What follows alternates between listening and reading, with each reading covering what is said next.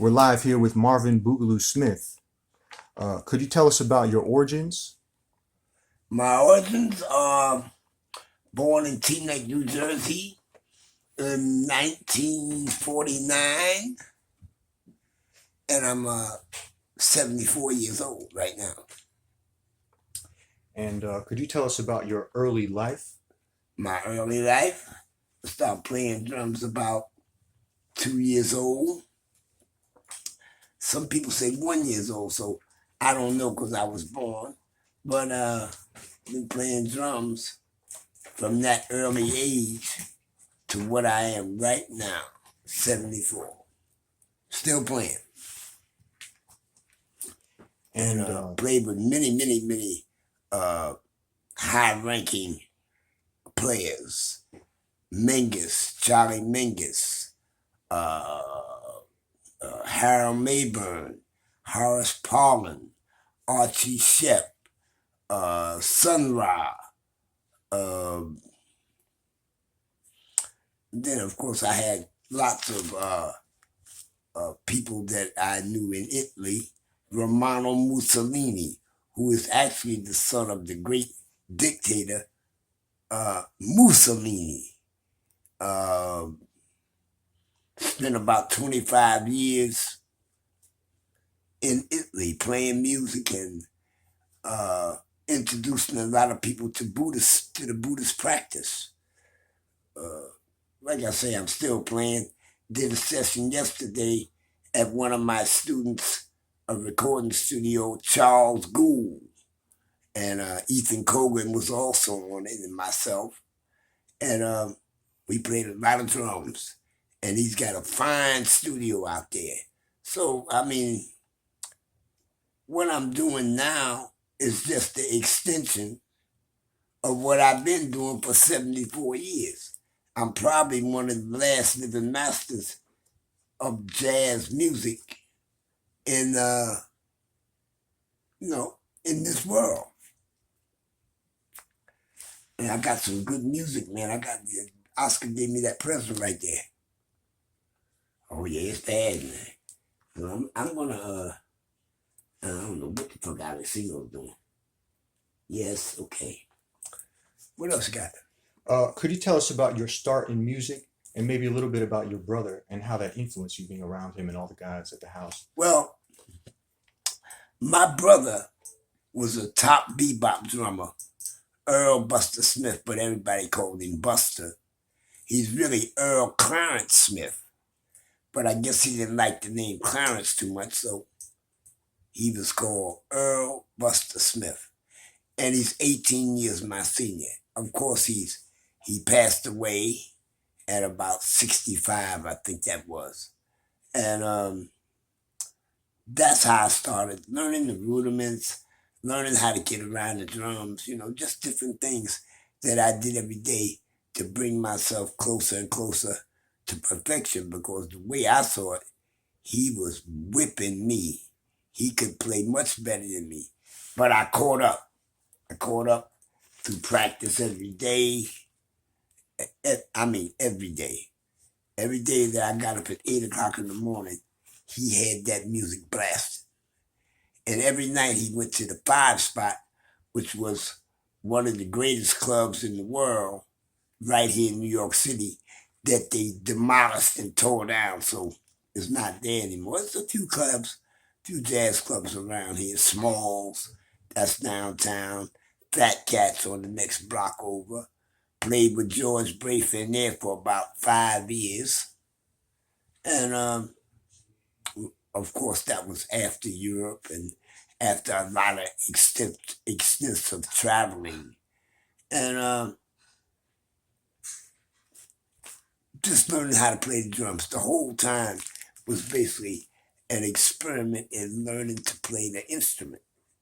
You get better and better and better and better, and you do better gigs.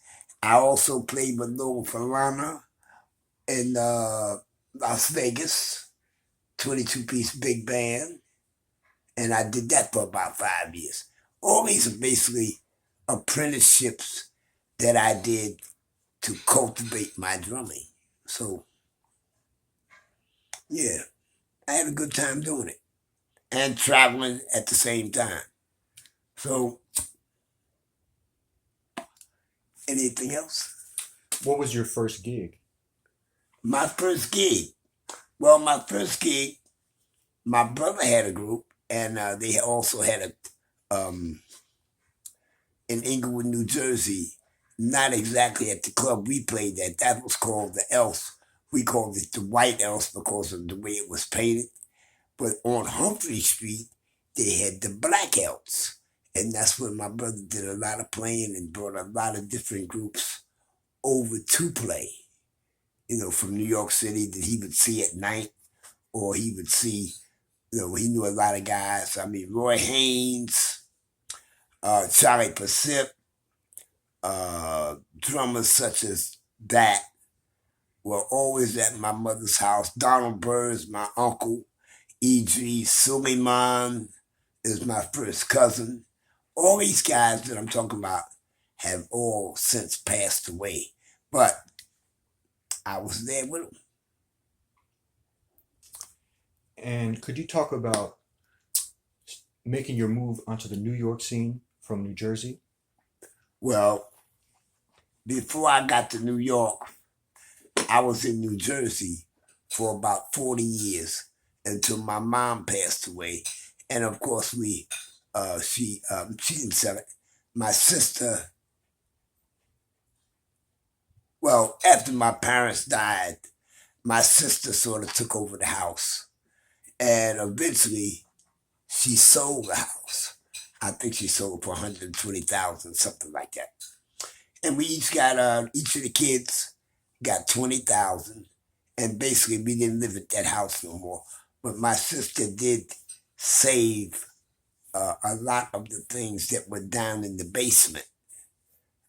She put a lot of things down in the basement so that, because if we sold the house outright, we couldn't go in it anymore. So what happened was my sister bought the house. So we still got a room that we could go down and see all the things that we collected over the years. Now that my mother and father are gone, my two brothers are gone too. So I had one brother that was the drummer, and I had another brother that was Bobby, who was a car salesman. Buster was the drummer, and Bobby was the car salesman. And Bobby played a little bit of drum, but he never became professional. Buster was professional, and I became professional. And how did you meet some of the people you mentioned earlier that you worked with? Sun Ra, Archie Shep, and these guys, and anyone Well, else that comes to mind? Sun Ra was at Sweet Basil's. At the time, it was called Sweet Basil. It's down there on 7th Avenue. And across the street was a place called The Front. And my boy had a gig in there. But he was playing funk with a drum machine and all. And I'd go and I'd hang out with him at night. We'd go to the club and they'd play a gig. So when they went on break, I noticed that Sun Ra was across the street playing. So I said, well, while you guys are taking a break, I'm going to go across the street and say hello to my friends, because I just got back from Europe, and I knew they just got back from Europe. And I was going to go over there to just see them.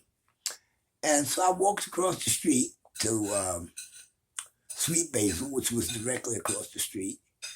And John Gilmore, the tenor saxophone, world famous John Gilmore, he must have saw me coming across the street. So I grabbed the door, but the door flew open, and John Gilmore was there. He said, Bugalu Smith, how you doing, man? He said, why don't you come on in? And why don't you come on in and play a set? Well, I was in there, and I went over there to see them. So when they got ready to go up on stage, Sun Ra saw me and said, wait a minute, man. Yeah, you can come up and play, but you got to get in a costume. He said, John, take him downstairs and find him something to put on. So I went downstairs in the basement with him, and they had all these suitcases. And John said, put this on, put that on, put this on. And I put on all the stuff and went upstairs. And I played a set, one set. Blah, blah, blah. He had another drummer. And when they heard how I could swing, This Sun Ra told me, I knew he would give me a flying 20, but he didn't give me a flying 20. He gave me $100, and I just took it, put it in my hand, and he said, "You better look at it." And so I opened my hand. It was $100. He said, "See you tomorrow night." After that, I went straight on the road with them. I didn't even have time to go home and put on no clothes or nothing. He said, "Buy the shit there." And we went straight to California. I had the gig. Fired up the drummer immediately. And I was on the gig. And then I stayed with him till about 87 or 80 when he died. And I mean, I could get the gig tomorrow, but I don't want to go on the road and be on the road for one fucking year. I don't want to do that. So, now a few gigs after that, after I actually left the band, because Sun Ra couldn't really control me. Nobody controls me. When the gig is over, we went to Switzerland. I ordered 26 dinners while my dinner was sitting there getting cold because the cats couldn't speak their language. So I ordered everybody, whatever they wanted. I could read the menu, what you want, blah, blah, blah, blah, blah, blah, blah. Speaking Italian the whole time. We were in, I think we were in Switzerland, but we were in the Italian part of Switzerland, which is basically you got Lugano. That's one of the first stops. That's Switzerland. And I think we were in a little bit. We went, actually, matter of fact, we went to East Berlin. And that video is online right now. The same video when you see me look at that. I might even be able to find it. Let me see if let me see. YouTube, right? Right. YouTube, okay. Did you know that Earth is in such a perfect position that a mere 10... Okay, let's see what we got. YouTube, let's see what we got here. YouTube. Let's see if we can get it. YouTube.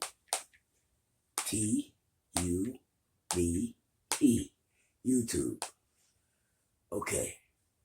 YouTube, let's see if we can get it.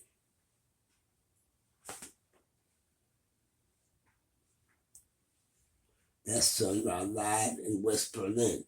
That was the big band. That was, I know I got it. As a matter of fact, let me go to Facebook and I can get it. I'll look down here first. That's my brother playing drums right there on this particular cut, this thing right here. Now, wait a minute.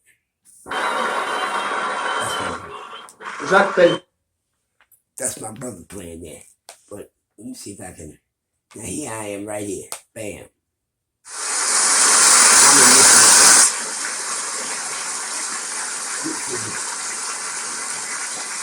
I'm in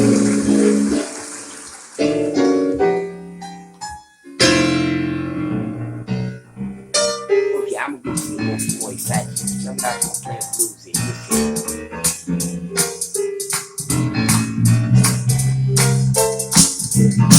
This is the original band I was with. Yeah, I was on my brother was playing the same band I joined in the car. Alright, hands up. Hey, right there.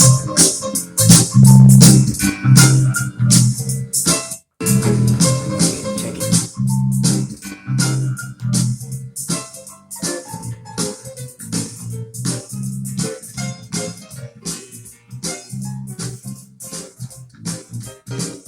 Check it up.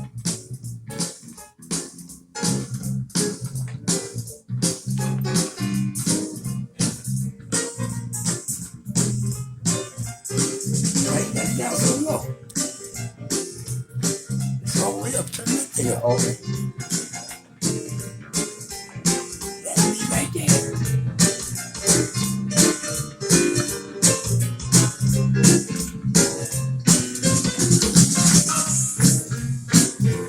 Somebody didn't have no drum charts. So if anybody's gonna play that gig, you have to have that John Gilmore right there. My old roommate.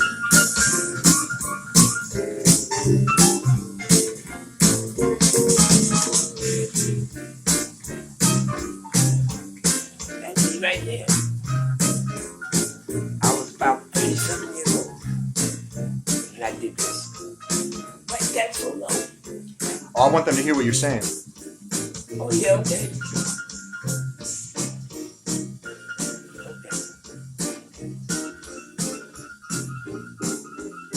All right, what you got? Uh, so this was after your stay in Italy. Yeah. Could you tell us about going to Italy and how the culture is different there? Is there less racism in Europe? Or Well, was there at that time? when I went to Europe, there's an old friend of mine, and you might know about him. The Glenn family. Tyree Glenn Jr. and Tyree Glenn Sr.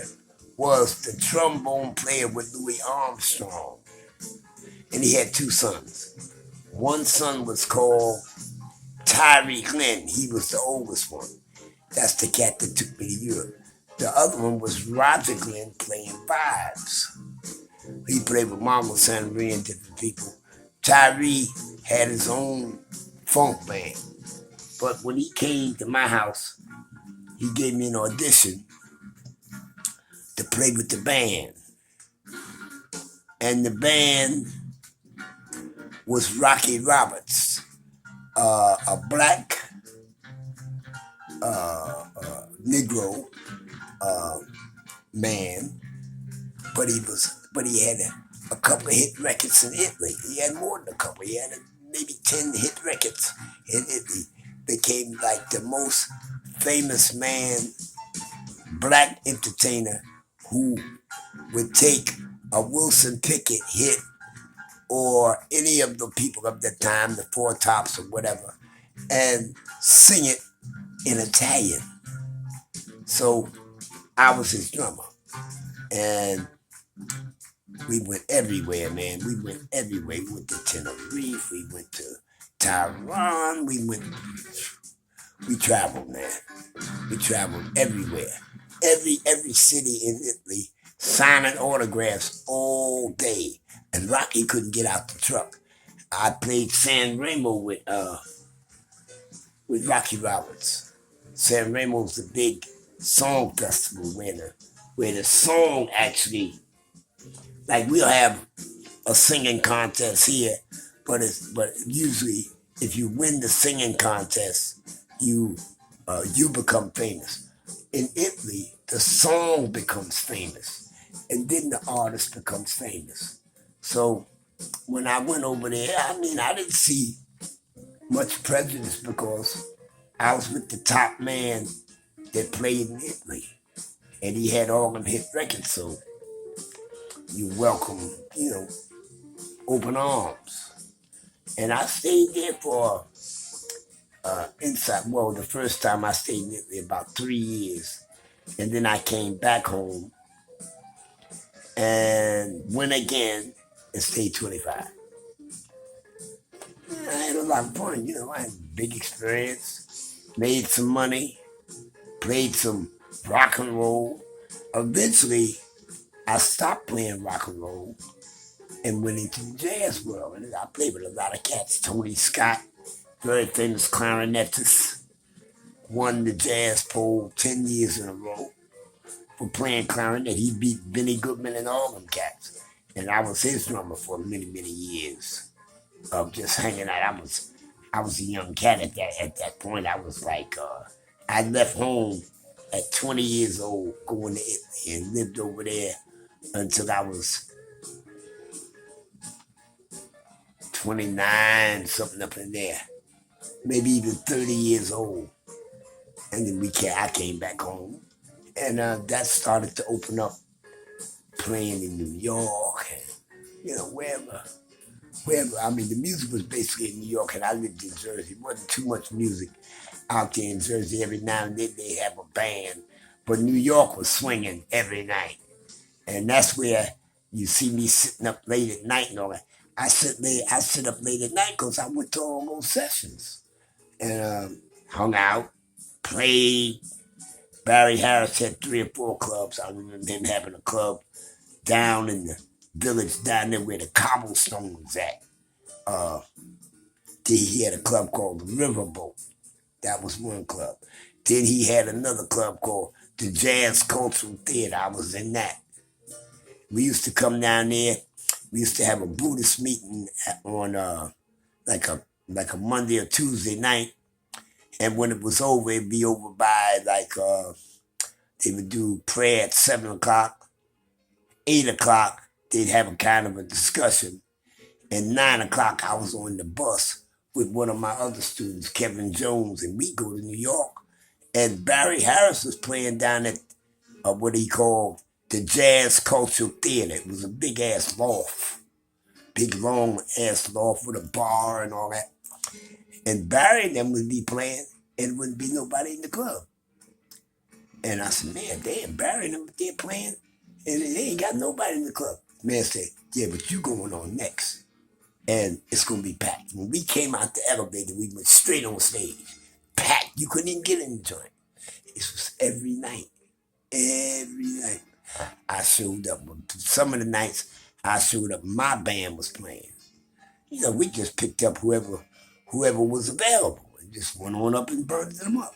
Because I had Kevin Jones, I had taught him, and he was a great conga player. I also had a friend of mine, Carl Potter, who was actually the cat that he died over in Europe. And my first cousin, Larry Dinwiddie, who became Roy Haynes' first tenor player with the Roy Haynes Hip Ensemble. I mean, I go back, way back. Roy Haynes, of course, was playing drums. Larry, my cousin, first cousin, was playing tenor. And I used to go, because Roy Haynes used to come out to my house just about every fucking day. Just about every day, Roy Haynes would come out, and him and my brother would hang out. Now, I don't know exactly what they did, because they didn't really fill me in to what was really happening until I got old enough where I could hang with them. And so I had a lot of different lessons. Not so much I had the lessons. Roy would come over and teach my brother, and I'd be down in the room listening. And then he started studying with Charlie Pacific. And Charlie Pacific would come out and eat a big bowl of fruit, oranges, apples, whatever he wanted to eat, grapes. And man, it was a hell of a time, man. I mean, that's when I was really learning how to play it, you know, just trying to tighten my stuff up, you know. So I've had a pretty good life when you consider I started playing at about either one, I don't know if it was 1 or 2, but I was very young, just watching him. Because he was, you know, he was able to drive and go to New York every night, playing the 5 spot. And Elvin used to live in back of the 5 spot, because at 12 o'clock at night, my brother and Oscar Pettiford would go on break, and Elvin would walk in and play one tune, Bohemia After Dark. And he would fuck the drums up. And the next morning, I'd hear about it. I'd come down, the music would be playing. We had a stereo, and we turned that shit up loud. Because you got to turn it up pretty loud in order to hear it, in order for the drums to blend in and sound like it was a band down there. And I played a lot with the records. I played a lot not playing the records. I did basically the same practice that he did. He played with records that he liked, especially Blowing the Blues Away. Every day he played with that record. The next thing I knew, Louis Hayes, the drummer on the record, was out at my mother's house. Every day. If you saw my brother riding in the car, Lou Hayes was someplace in that car.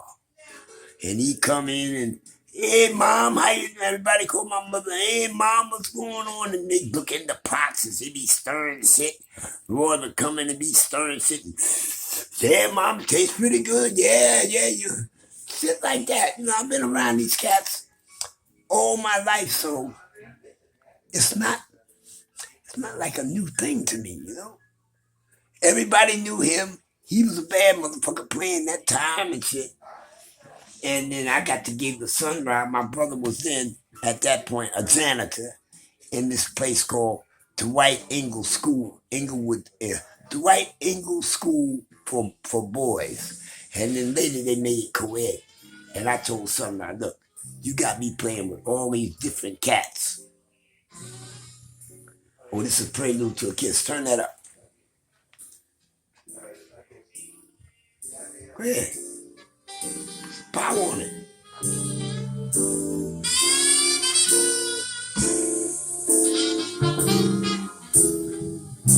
Marshall.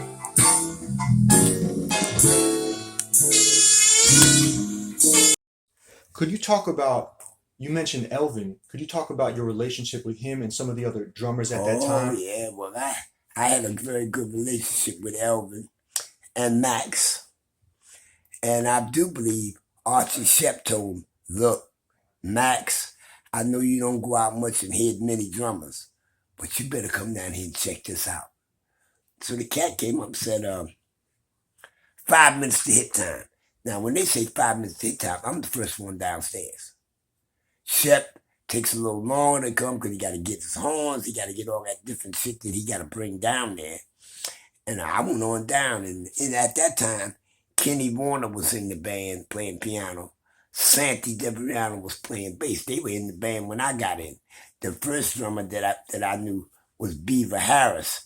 And I would be in Europe, and every time they would come over, I'd go to the concert, whether it was in Perugia, which is an outside concert, or if they came to Music Inn, which was the big jazz club of that day. And it was owned by Prince Pepito Pignatelli. I'm sure he's dead by now, and his wife. But we went Shep, because Max got Shep the gig at Amherst College, Amherst, New York. And Kevin Jones, one of my students, was going there, going to that school. And he said, you know, Archie, you played with every drummer just about in the world. And Archie had a son named Purvell Shep. Nobody could teach that motherfucker. And then he came to me and started learning. And he was actually playing really good. That's when Shep said, Bugalu, we going to Europe. So we ended up in Europe. We ended up in Germany. We ended up, I don't remember us doing too much in Italy, but we did play Italy. I remember we played Italy with Shep, Rome, as a matter of fact. And but when I was in New York and we were playing, I guess Max might have called him. When he called Max, he said, look, you better come down here. We got a drummer down here that's burning the motherfucking shit up. And I'll never forget it. I was sitting down there tuning up the drums, and the fucking door opened up, and Max Roach walked in. And I was scared as hell because I ain't never had Max or somebody like that coming down to see me. And when Max came in, Elvin was in. It was Max, Elvin Jones, Papa Joe, Philly Joe, Andrew Sorrell, Rashid Ali, and Louis Hayes, I do believe. And man, he scared me to death. Max came in and he looked at me, and we went on in playing some fast shit. And I was twirling sticks, the same shit I'd be doing on them gigs. Twirling sticks and playing 100 miles an hour and playing some bad shit. Niggas was scared to come on stage with me. Then, of course, I played the New Orleans Festival, which is, they have a festival down there. I can't call the name of it. I've been so many years ago. The Heritage Festival. They got all these instruments, all these different musicians. They got a bunch of tents, and you're in the tent. I was at all of them fucking festivals, burning shit up. And then I remember I got sick and had pneumonia. It took them 2.5 hours. They had to stop the show to find a drummer that was in the audience of 1,500 drummers. It took them 2 hours to find a drummer to take my place. Motherfuckers were scared to come on stage. I played all that shit. And I remember Yusef Lateef's drummer went up and he said, man, look, Bugalu, I got a pedal here and it's a little messed up. And you got the same pedal as me. Could I use your pedal? I said, sure, why not? You going up before me? Please take the pedal, go up and enjoy yourself. So when he got finished playing, I said, okay, can I get my pedal back? He said, fuck you. I said, what you say? He said, you heard what I said, motherfucker. Fuck you. I said, give me that raggedy pedal you got. I played so much on that motherfucker's ass. When I got finished playing, that motherfucker ran down to the end of the tent. He had a piece of hash down there. It was about that long and that thick. He came and said, I will never, ever, ever say no shit about you again. I kicked his fucking ass and he gave me a block of hash that was that thick and that fucking long. Brown. And I smoked like a motherfucker. He gave it to me for free. He said, man, I didn't know what I was saying when I talked to you. Because when you say fuck me, I will fuck you up. I'm going to fuck you up. And I fucked him up.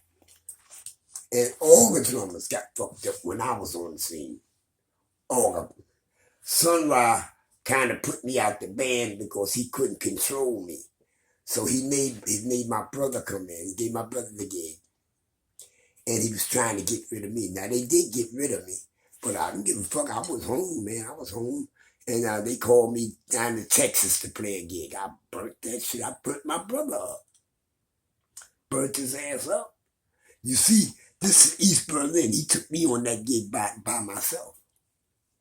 That's East Berlin. And right after that, 2 weeks later, that wall came down. Now, I said, well, the wall was up for centuries. Night and day. They were shooting motherfuckers out there. You ran to that fence, you got shot. They killed you, shot you right in the back. You tried to go. I went to East Berlin and burnt their fucking ass. It was on there. You can see it. There's so many people that don't even look like it's people. When they clap, when I looked at it, I said, God damn, everybody's in this motherfucker. I had all the bitches. Shep say, where's my drummer at? So what happened was, I was working at the new school. Cecil McBee was working at the new school. I don't know if Kirk might have even been working at the new school, but I had Richie Workman first to play the gig. So we went down to new school, rehearsed, and Reggie said, okay, let's play a blues. So we started playing the blues. And Reggie stopped in the middle of the tune. He said, man, Bugalu, you too motherfucking strong for me. I can't pull behind you. He said he got up and went in his office and called Cecil McBee. Cecil McBee was on the gig. So we came in and played a couple of tunes. I think Cecil talked about his tune. He told me how he wanted it. It was called A Peacemaker and stuff like that. And I can say the record's on here. But it's just like a picture of a sun or something. But everybody that's on there, of course, I'm introducing the band and all that. So Cecil was able to play good bass line, went fast. It didn't matter. I mean, Cecil was kind of old, and he had won a Grammy for an album called Tribute to Train. He was on that. And there was a whole bunch of other players that I don't know. I know Cecil was on it. I don't know if Kirk was on it, but I know Cecil was on it. They made some kind of band, and they played this thing called Tribute to Train and won the Grammy. So Cecil never wanted me to actually reveal how much money I got him for, because when you get the Grammy, not only do you get the Grammy, you get a check with that. Everybody in the band, if you win the Grammy, they get a check with that Grammy. And then you can get the endorsements and all that shit there. So I think it was Friday, Saturday, and Sunday. We did 3 recordings. Tommy Tedesco came down from Tedesco Studios and recorded. He was in the basement and he ran the wires all the way upstairs. He had a mixing board down. It wasn't no big ass mixer, just a regular, 8 canal mixer. He ran all that shit up there, put the mics up, and we had a good show. Packed, man. And it was 3 nights of that. So we did the record. Now I don't know where my man is at, Steve Habib. He could even be dead, but we got the music. And we could put it out if we wanted to, if we wanted to put it out, but you can just go on there and listen to it. So I think my career was pretty, with music, you don't actually, it's not like a job. But after so many years you work on a job, you retire and you don't get a chance to come back to that job. But with music, ain't really no retirement. You can say, I'm retired, and you can lay off for 2 years, 3 years, 4 years, whatever the fuck you want. But one day you say, I'm coming back. You can go right back. So it's one of them kind of gigs. And I did all that stuff, man. Practiced like a motherfucker because I wanted to come to New York. So I started playing drums 8 hours a day. And I did it for 20 years. Then I came to New York and busted everybody's ass. And they still talking about that shit, man. Wallace Roney told Oscar, said, man, listen, when Bugalu came to New York, he fucked everybody up. That's my life. I'm still fucking motherfuckers up. And then yesterday I did a record date with Ethan Cogan and Charles Gould. Charles Gould got a hell of a studio, man. He basically got the same shit I got. But, he got the same shit I got. A big ass iMac, big fucking mixing board. I got 2 of them. I own 2 of them. I Porter Studio. That's why I want you, not so much this, but what we did today was,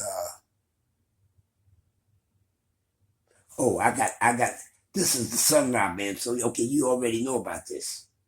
You can get that link. And I got some other stuff up here. Okay, that's the Sunrise thing. And I could add it to the video after, put a link in there for the people watching to check those videos out as you Yeah. So that's this 56,266 views of this colorized Sunrise thing. And I got some other stuff of my own music. Like this is Market. And I do believe it's Derry James. I'm pretty sure. This is another guy. This is Joel Newton, guitar player. This is Derry James. It's pretty good. Unmute. And I just want to play a little bit. He's alto sax like you. Okay, that looks good. Let me see if I can get a little okay. Put that there. Unmute. Let's see if I get the sound right. Okay, but you gotta turn that up. I'm all the way up. Put some vibe on it. What's the system having all them speakers if you can't turn it up?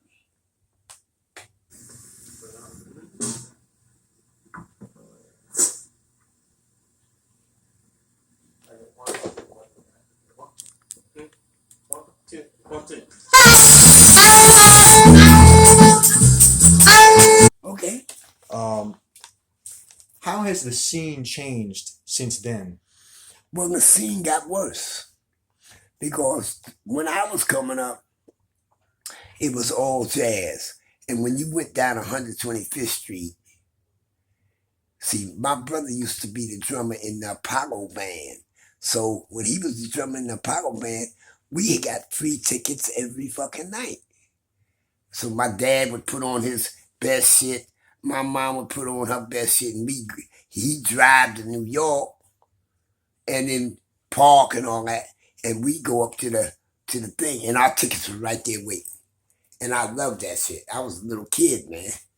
And I'd go with them, but we'd go like in the afternoon or so whatever we went for the evening, and Buster would come out from the Apollo stage and take me backstage. And I loved that shit because I'd be back there with the drummers and find out what kind of sticks you using, what kind of pedal and all that. I'd be back there with them cats. You know, Buster would be back there. I knew what he had. I wanted to know what everybody else had. So I grew up going to the Apollo, seeing my brother play. And he was playing with Reuben Phillips. It was a big band. And he played behind the different acts. It was a good show. And then they had the first jazz festival that I remember was the Randall's Island, some kind of place called Randall's Island here in New York.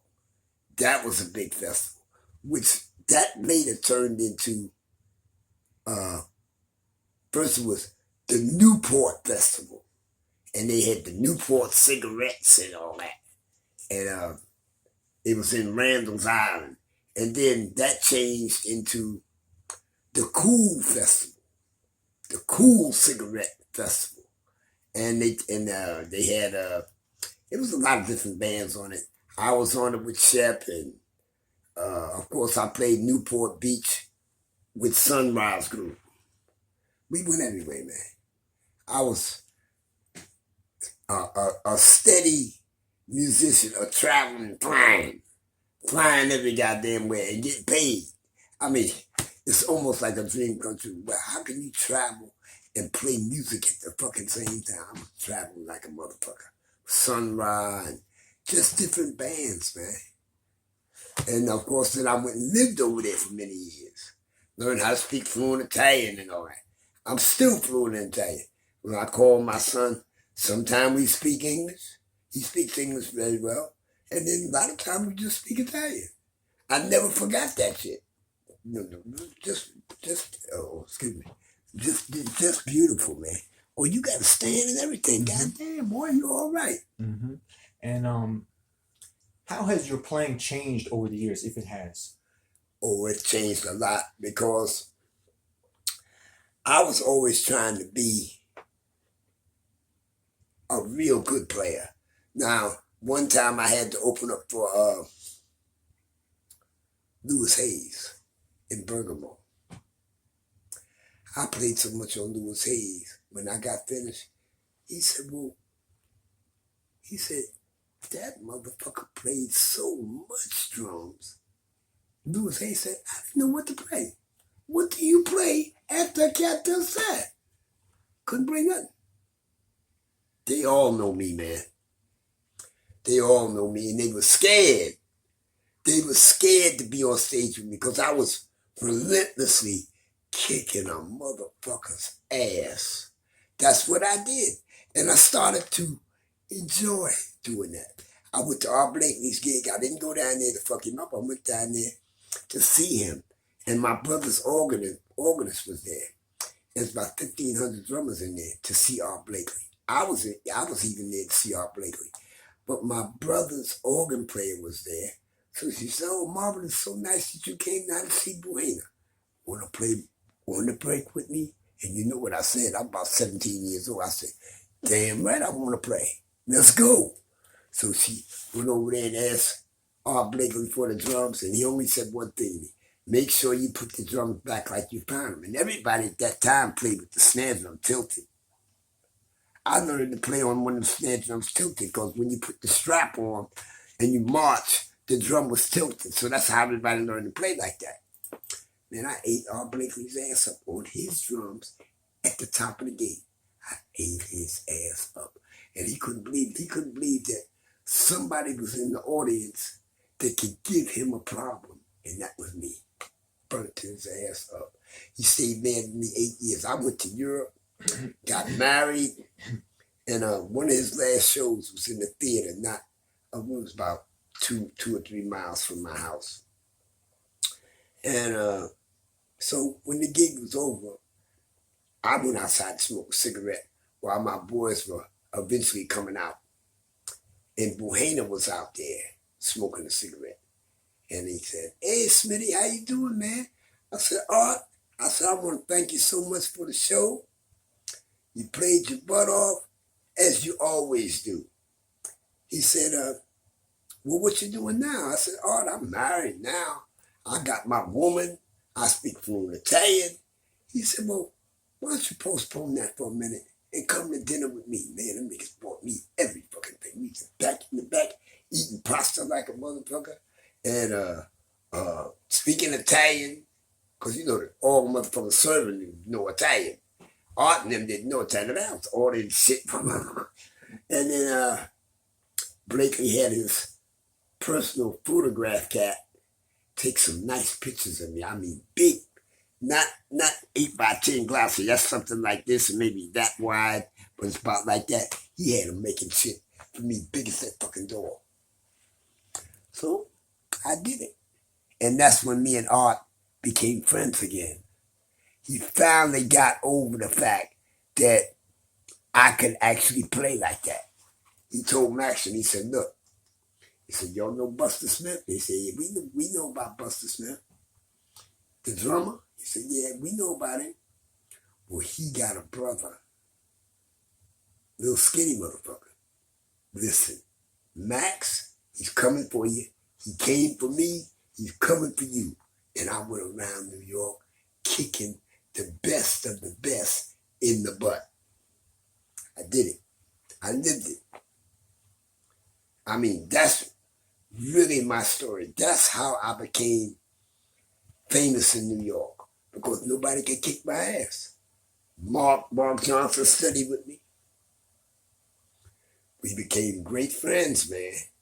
Because I was playing shit. Because they said, Elvis said, "If you can't get me, get Bugalu." So it's like I hit it the right time. Everybody wanted to be with me. Everybody wanted to study with me. You know, I fell off a little bit. But basically, now I'm living in New York. I got a girl. I got a beautiful girlfriend, man. Josephine is, can't beat it, man. You can't beat it. She's a bad, bad broad. Now let's go inside and have, oh, can you give me $1 or so? You know, I want to get some, we ain't got no sugar. And tea is terrible when you ain't got no sugar. Do you have any advice to students of music? Yeah, I think that students today don't do enough work. You see, I would never go to a teacher like myself or like a Max Roach if I didn't know my rudiments. At least have your rudiment technique together. Maybe before you swing. I mean, you don't necessarily have to go to a guy like Max Roach to learn to read, but you want to go to a guy like Max Roach to learn how to play. And students today don't do no work. They want the teacher to do all the work. I know I had 1,000,000 students, and most of them are scared to play in front of me. I used to have students, man, and they be playing like a motherfucker, and I step in them, everybody get, what the fuck? I mean, when I was a young cat and you wanted to be around Max and them, you had to at least know your rudiments to get their attention, because it shows that you've done some kind of work. And the cats today, they don't do any work. They want everybody to give them the shit. Even Kogan made a mistake. He said, "Well, look, Bugalu, when he came to me, he didn't play that well. So I had a few things that a cat could play, and he would be, if he played enough, he would sound good." So I gave Ethan that. We did 10 years. And right now, I really like the way Ethan plays, because he's playing his own ideas. Because it didn't make much sense for him to play my ideas. I got about 3,000 or 4,000 videos up. I mean, all those videos I got with the Derek James and all kinds of groups, I got all those videos. So it didn't make much sense to me that cats wanted to come to me to play, but then they didn't want to play it. And they didn't want to do no work, man. And Charles Gould was the first one that came to me. He took 4 lessons went to Juilliard and got a full fucking ride. Free. I mean, Juilliard's one of the most expensive schools in New York. I mean, that I know of. It's always been expensive. Charles Gould went there and got a full fucking ride. 4 years where he didn't have to pay no money. And then came out and went and bought that fucking studio. Got a nice little computer. He got a big ass fucking screen. One of them big fucking screen TVs. And that's what when he puts it up on that, you can really see it. I'm going back to get myself a setup like that. Beautiful, man. It's beautiful. It's a beautiful thing to have your own studio. And I was watching Charles yesterday. He was having fun like a motherfucker, man. We had 3 drum sets. Me, him, me, and Ethan. We played 2 days. Drums. Just, trading and playing 4s, 8s, and whatever we was doing. Wasn't no music or nothing. Just that. Oscar came with me. We had a good time, man. I mean, a beautiful time. See, I want to get a little sugar because when you drinking that tea without no sugar, it's rough. I mean, Ethan can do it. He said, man, why don't you drink that tea with no sugar? I said, listen, Ethan, you can do that. I'm not going to drink no tea without no sugar. It's the worst tasting shit you could ever have, man. I got a big box of Lipton in there, no sugar. Ridiculous. So anyway, I mean, I think you might have a couple more questions, but I think I answered all the questions, basically.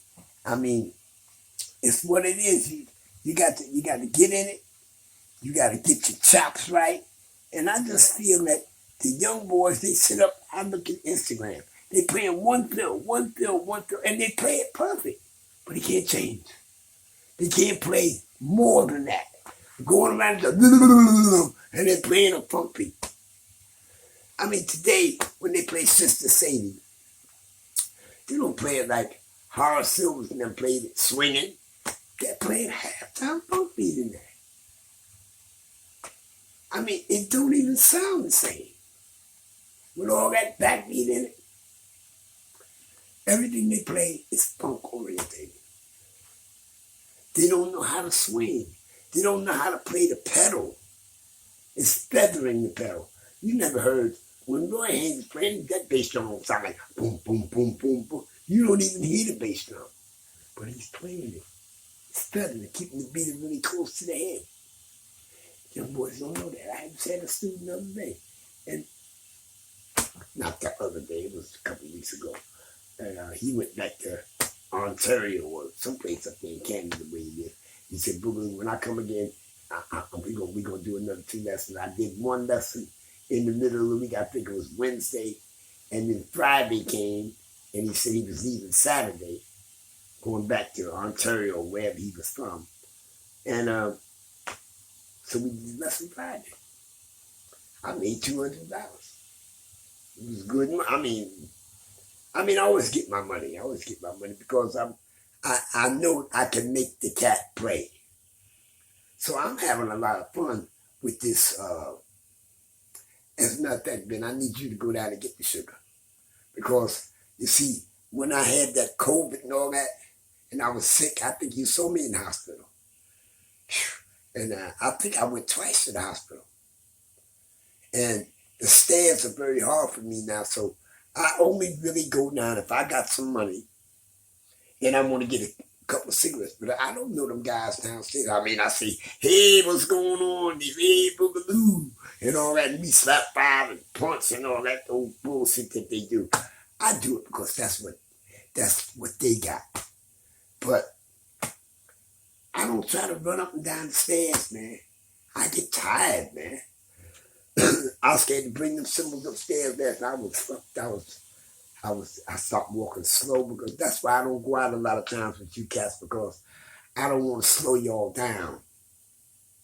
You know, like going from club to club, or okay, we in ornithology now. Well, let's go to Smalls. I don't want to do all that because I get tired and I get cold and then I get cranky. I'm 74. I'm I'm not what you would call a young man, though. I ain't 55, man. I remember when I was 55, I was still running the session, playing with Eddie Henderson and all them cats. Eddie Henderson come to me one night, he said, Bugalu, he came back from some gig with Herbie.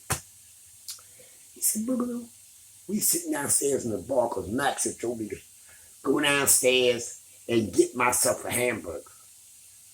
So I came to see Max, and Max said, Bugalu, go downstairs and get yourself a hamburger. Gave me the money for it and all that.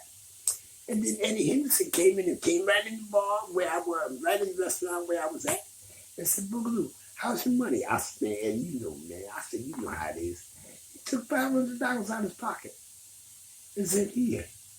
I said, Eddie, I can't pay you back for this. He said, I don't want it back, Bugalu. You take it. Like, damn, how the hell did this shit happen? Gave me $500 and didn't want it back. He said, man, I was out there in Japan with Herbie Hancock. We made all the money we needed to make, and this is some extra shit. Gave it right to me. So, I mean, I'm kind of well known to the musician population. Maybe some of the new cats that just came in, they might not know me, but the old cats that was here and the way I came up, you had to actually be able to play. Now, the young boys, they want to play jazz, but they ain't got the technique. You got to go to the palace. You know where that is? Okay. When you come out my house, you walk down to the corner. There's a church on the corner. You turn, you can walk across the street and walk straight down. And before you get to the light, you're going to see what it says, the palace. Could you talk about spirituality in your music? Well, I've always been a spiritual type guy. I realized at an early age when I used to play down at my mother's house, my playing was always round. So I always wondered about that. My playing being round and other guys playing that were my friends that played drums, their playing was stiff. And so from that, I did 20 years in church. Because Grandma said you had to go to church. But Christianity was my thing because I needed something a little bigger than Christianity to explain what I was doing. And today I found something very, they talked about the clock is based on 6, 24 hours in a day, 4, 5, 6. When you add the two numbers together, you come up with 6. And so my system of playing drums is based on 6. I've been playing 6 all this time, and nobody ever knew it. I sat right in front of Ethan teaching him. He said, you know, I've been sitting in front of you all this time, and I never knew that you was actually playing 6. It's round, circle. If you open up that figure 8, you'd come out with a circle. And today I saw something that interested me. It said 666 is carbon, and so much is 6 elements of carbon, 6 elements of something else and something else. And that's 666.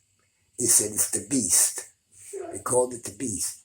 But they said your body is not really in time, but your mind is. Your mind can go in past, present, and future. Your body can't. And said it's all based on 6. So, man, I was very happy to hear that because they explain it, how it works with the body. I had to get in Buddhism to find out. I found out, and I've been in Buddhism ever since. It's a beautiful thing, man.